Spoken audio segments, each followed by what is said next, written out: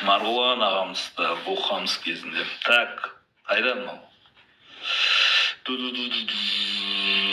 Где собаки? Ой, сабақ деген жетеді бізде. По финансам жетеді бізде. По финансамда сабақтар бар.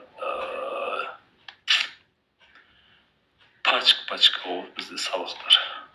Міне ақша.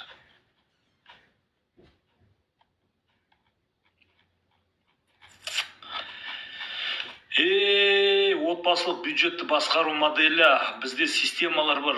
Қалай басқару керек, отбасылық бюджетті қалай басқару, қанша ақшаны қайда сақтау керек, қалай жіберу керек. Именно осы системаларды негізі қолданатын болсаң, ауыр бұны бірден өміріңе енгізіп жіберу оңай емес. Бірақ именно осы системаларды егер қолданатын болсаң, ақшаны уже сен басқармайсың, ақшаны уже система басқарады болды.